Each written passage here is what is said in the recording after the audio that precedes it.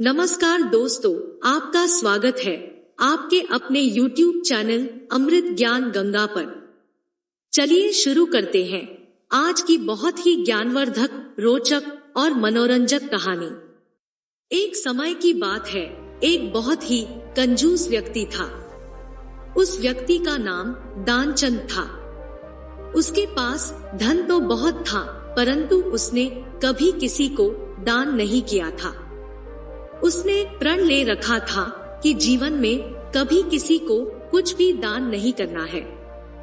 उसके घर से कुछ किलोमीटर दूर गंगा नदी बहती थी, परंतु वह कभी गंगा स्नान करने नहीं गया, क्योंकि गंगा स्नान करने के बाद पंडित पुजारियों को कुछ दान दक्षिणा देनी होती है। गंगा स्नान के बाद दान करना पड़ेगा, इसी डर से वह कभी गंगा स्नान करने ही नहीं गया। उसकी पत्नी उसे दान पुण्य करने के लिए कहती थी, परंतु वह कहता था, इतनी बड़ी दुनिया में हमारा छोटा सा दान करने से क्या होगा। एक दिन उसकी पत्नी ने कहा, अब तो आपका बुढ़ापा आ गया, आप दान पुण्य तो कुछ करते नहीं, कम से कम एक बार जाकर गंगा स्नान ही कराओ। पत्नी की बात मानकर उसने गंगा स्नान करने की हामी भरी। गंगा नदी उसके घर से 12 किलोमीटर दूर थी। रास्ते में कहीं पैसा खर्च ना हो जाए, इसलिए वह 12 किलोमीटर पैदल ही चला गया। जब दानचंद गंगा नदी के किनारे पहुंचा, तो उसको लगा कि यदि वह घाट पर जाएगा तो पंडित दान दक्षिणा मांगेंगे, इसलिए वह स्नान करने मुर्दा घाट चला गया। मुर्दा घाट बिल्कुल सुनसान था। उसने इधर उधर देखा, दूर दूर तक कोई नहीं था। उसने जल्दी से गंगा जी में एक डुबकी लगाई। भगवान जो घट घट के वासी है, वह उसे ये सब करता देख रहे थे। ये सब देखकर भगवान को एक मजाक सूझा। भगवान वहां पर एक पंडित का रूप बनाकर प्रकट हो गए। जैसे ही दानचंद डुबकी लगाकर बाहर निकला, पंडित रूपी भगवान बोले, यजमान की जय हो। पंडित को देखते ही दानचंद कांप गया। वह बोला, ये तो हद हो गई, ये पंडा तो मुर्दा घाट पर भी आ गया। पंडित ने बताया कि मैं एक संतोषी ब्राह्मण हूँ और यहाँ एकांत में मुर्दा घाट पर ही पड़ा रहता हूँ। कभी कभी यहाँ पर आपके जैसा कोई यजमान आ जाता है और मेरा साल भर का इंतजाम इकट्ठे ही कर देता है। आज आप आए हैं, आपको मेरा 1 वर्ष का इंतजाम करना है। दानचंद बोला, मैं इतना दान नहीं कर सकता। पंडित बोला, दान तो अपनी श्रद्धा के ऊपर होता है, इसलिए आप 6 महीनों का इंतजाम कर दो। दानचंद बोला, मैं 6 महीनों का इंतजाम भी नहीं कर सकता। पंडित बोला, तो 3 महीने का इंतजाम कर दो। दानचंद बोला, नहीं। पंडित बोले, 1 महीने का ही कर दो। दानचंद बोला, मैं 1 महीने का तो क्या, मैं 1 दिन का भी इंतजाम नहीं कर सकता। अब पंडित ने कहा, आपको कुछ ना कुछ तो दान करना ही पड़ेगा, नहीं तो हम आपको जल से निकलने नहीं देंगे। थक हार कर दानचंद बोला, मैं 1 आने का दान करूंगा, वह भी उधार। अभी तो मेरे पास कुछ नहीं है, इसलिए मेरे घर आकर 1 आना ले जाना।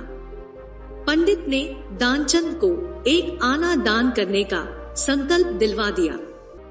दानचंद ने सोचा, मेरा घर तो यहाँ से 12 किलोमीटर दूर है, ये पंडित 1 आना लेने के लिए इतनी दूर थोड़ी आएगा, इसलिए वह संकल्प लेकर अपने घर आ गया। घर पहुँचते पहुँचते शाम हो गई थी। वह इतनी दूर चलकर आया था, इसलिए थक गया था। वह सोने जा ही रहा था, तभी उसके दरवाजे पर उस पंडित ने दस्तक दी। पंडित बोले, यजमान की जय हो। दानचंद की पत्नी ने दरवाजा खोला। वह पंडित को देखकर लौटी और दानचंद से पूछा, क्या किसी पंडित को कुछ दान देने की बात कहकर आए हो? दानचंद बोला, हाँ, मैंने एक पंडा को एक आना देने का संकल्प लिया है। पत्नी बोली, वह पंडित जी अपना एक आना लेने के लिए दरवाजे पर खड़े हैं। दानचंद ने सोचा, वो पंडित एक आने के लिए इतनी दूर आ गया। दानचंद ने पत्नी से कहा, भाग्यवान, तुम जाकर उस पंडित से कह दो कि यजमान बीमार है, इसलिए 3-4 दिन के बाद आए। पत्नी बोली, एक आने की ही तो बात है, उसे देख क्यों नहीं देते? दानचंद बोला, तुम ये समझ लो कि मैं किसी को कुछ नहीं देने वाला। तुम जाकर उस पंडित से कह दो कि यजमान बीमार है, इसलिए कुछ दिन बाद आए। पत्नी ने दुखी जैसा मुंह बनाया और पंडित से बोली, महाराज, मेरे पति आज इतनी दूर पैदल चलकर गए थे, इसलिए वे बहुत थक गए हैं और बीमार है, इसलिए आप 3-4 दिन के बाद आना। पंडित बोला, धन मिले या ना मिले, लेकिन वह हमारे यजमान है। यजमान बीमार है और पंडा चला जाए, ऐसा नहीं हो सकता। जब तक वह स्वस्थ नहीं हो जाते तब तक हम यही रहेंगे। आप तो बस हमारा यहाँ रहने का इंतजाम कर दो। हम यहीं पर प्रसाद बनाएंगे और यहीं पर भजन करेंगे और यहीं पर प्रसाद ग्रहण करेंगे। पत्नी लौटकर अपने घर के अंदर गई और उसने दानचंद को सारी बात बताई कि वह पंडित कह रहा है कि जब तक आप ठीक नहीं हो जाते वह यही रहेंगे। पत्नी बोली, इससे तो अच्छा है कि आप उन्हें एक आना देकर रवाना करो। दानचंद बोला, एक आना क्या ऐसे ही आता है? मैं उस पंडित को कुछ नहीं देने वाला।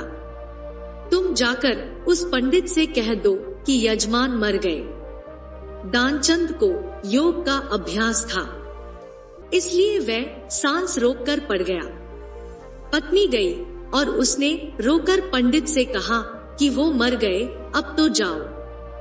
पंडित बोले, अरे राम राम, यजमान चला गया। जब तक उसका अंतिम संस्कार ना हो जाए तब तक हम कैसे जा सकते हैं?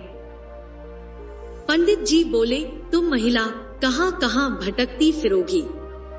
हम सारे गांव में यजमान के मरने की खबर किए देते हैं। पंडित जी सारे गांव में खबर कर आए कि दानचंद जी मर गए। सारा गांव दानचंद के घर इकट्ठा हो गया, लेकिन दानचंद ऐसा विचित्र आदमी था जो अभी भी एक आना बचाने के लिए सांस रोके पड़ा था। गांव के लोगों ने दानचंद को मुर्दा समझकर बांध लिया।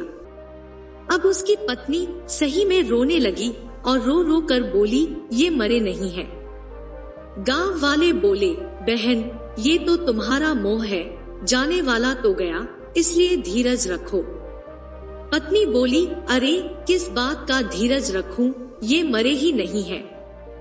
गांव वाले दानचंद को बांधकर अंतिम संस्कार के लिए ले गए। बेचारी पत्नी रोती रह गई, लेकिन वह विचित्र आदमी इतना सब कुछ होने के बाद भी सांसें रोके पड़ा था। सबके साथ पंडित बने भगवान भी उनके पीछे पीछे चल दिए। भगवान ने सोचा, हद हो गई, हम कहीं नहीं हारे, पर आज तो इस दानचंद से हम भी हार गए। ऐसा गजब का विचित्र आदमी हमने कहीं नहीं देखा। एक आना बचाने के लिए ये आदमी बिना मरे मरा पड़ा है और चला जा रहा है। जब दानचंद को लकड़ियों पर रख दिया गया और केवल अग्नि लगनी ही शेष थी, तब पंडित रूपी भगवान बोले कि ये हमारे यजमान थे। हम इनकी मुक्ति के लिए इनके कान में कुछ मंत्र बोलेंगे। भगवान उसके कान के पास मुंह लेकर गए और बोले, मैं भगवान विष्णु हूँ। मैं वैकुंठ से तुमसे नाता जोड़ने आया हूँ। दानचंद ने जैसे ही सुना कि भगवान बोल रहे हैं, उसने धीरे धीरे अपनी आंखें खोली। लेकिन जैसे ही उसने देखा कि ये तो पंडित है, उसने फिर से आंखें बंद कर ली। भगवान बोले, हम हार गए, हम तुमसे कुछ नहीं लेंगे, तुम ही हमसे कुछ मांग लो। दानचंद धीरे से बोला, बस वह एक आना छोड़ दो। पंडित रूपी भगवान तथास्तु कहकर वहां से चले गए और दानचंद आंखें खोलकर उठ बैठा। दानचंद को इस प्रकार अचानक उठकर बैठे देखकर गांव वाले हैरान थे। जब उन्हें पूरी बात पता चली तो वह अपनी हंसी रोक नहीं पाए और हंसते हंसते अपने अपने घर को चले गए। आशा करते हैं आपको हमारी ये कहानी पसंद आई होगी। आपको हमारी ये कहानी कैसी लगी कमेंट करके जरूर बताएं। आपको हमारी ये कहानी पसंद आई हो तो वीडियो को लाइक करें, चैनल को सब्सक्राइब करें। वीडियो को अंत तक देखने के लिए आपका बहुत बहुत धन्यवाद।